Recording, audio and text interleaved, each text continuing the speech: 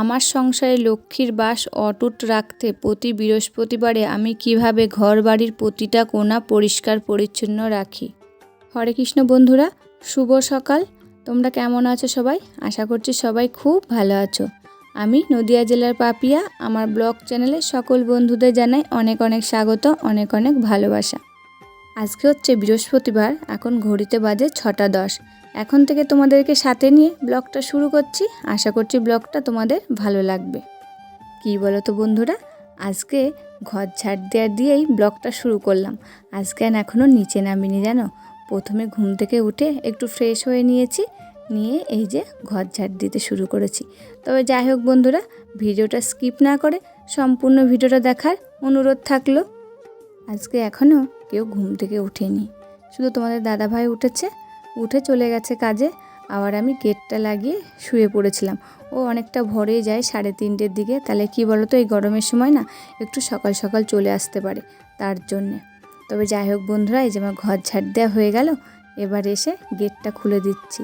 এই যে বাইরের লাইটটা জ্বালিয়ে দিয়েছি না, কি বলো তো, ক্যামেরাটা অন্ধকার আসছিল ওর জন্যে। সদর দুয়ারে 1 বালতি জল ঢেলে দিলাম। তারপরে যে গাছের ফুলগুলো তুলতে চলে এসেছি। যেহেতু আজকে বৃহস্পতিবার, একটু দেরি হলে আর ফুলগুলো গাছে থাকবে না, অন্য কেউ তুলে নিয়ে চলে যাবে। তাই ভাবলাম ফুলগুলো আগেই তুলে নিই। আর পাশের বাড়ির থেকে বেলপাতা আর এই নীলকণ্ঠ ফুলগুলো নিয়ে এসেছি। আর আজকে যেহেতু বৃহস্পতিবার, অনেকই বাসন বেরোয় ঠাকুরের, তাই এই যে এখন ফুল তুলে এসে বাসনগুলো মেজে নিলাম। আবার এবার চলে এসেছি ঘর মুছতে। আজকে কিন্তু ঘর বাড়ির প্রতিটা কোণায় আমি পরিষ্কার করেছি। ঝাড় দেওয়ার সময় ভালো করে ঝাড় দিয়ে নিয়েছি। এখন এই দেখো মুছে নিচ্ছি প্রতিটা কোণার, মানে একটু ধুলো না থাকে যেন। মা লক্ষ্মী কিন্তু এই বৃহস্পতিবারেই আমাদের ঘরে বিরাজমান, ঠিক না বলো? ওর জন্যে ঘর বাড়ি যত পরিষ্কার পরিচ্ছন্ন থাকবে, মা লক্ষ্মী কিন্তু তোমার সংসারে ততটাই অটুট থাকবে।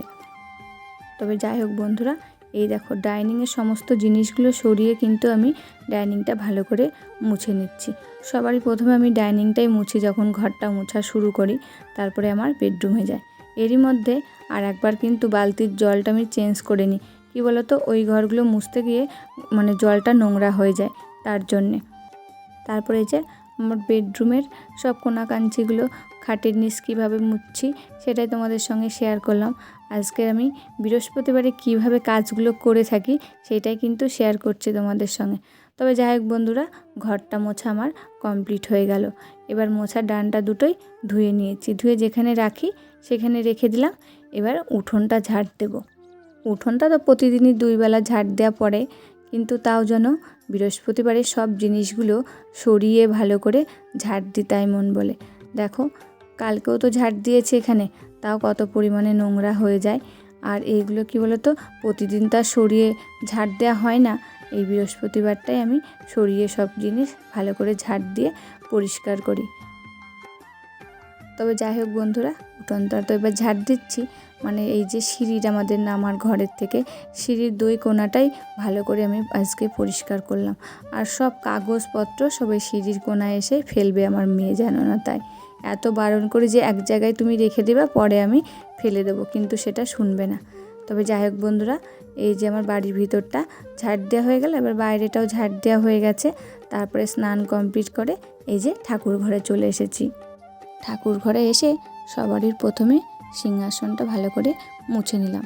একটা একটা করে ঠাকুর সরাচ্ছি আর মুছছি। ঠাকুরগুলোকে নিচে নামাবো, কেমন লাগবে ওর জন্যে।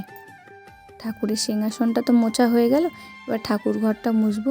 আর এই যে সিংহাসনের নিচে না হাত ঢুকিয়ে, মানে যতটা ঢুকলো হাত ততটাই ভালো করে মুছে নিলাম। আজকে অনেকটাই দেরি হয়ে গেছে, সরিয়ে নেব, ওর জন্য সিংহাসনটা অনেকটাই দেরি হয়ে গেছে আজকে। তাহলে পুজো দিতে অনেকটাই আমার দেরি হয়ে যাবে, ওর জন্য সিংহাসনটা আর সরালাম না।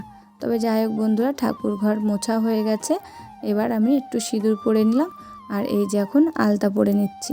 প্রত্যেক বৃহস্পতিবারেই কিন্তু আমি আলতা পরি। তারপরে এই যে ঠাকুর ঘরে চলে এসেছি। এবার সমস্ত ঠাকুরকে স্নান করিয়ে সিংহাসনে বসিয়ে দিলাম।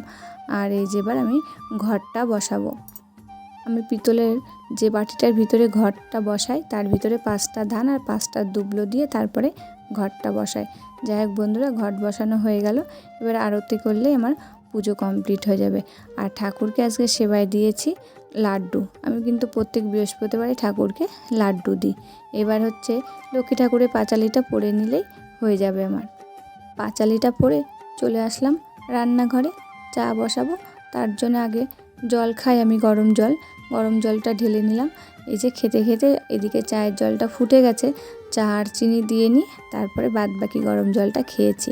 তারপরে ওই গ্লাসের মধ্যে চা আমি ছেঁকে নিয়েছি।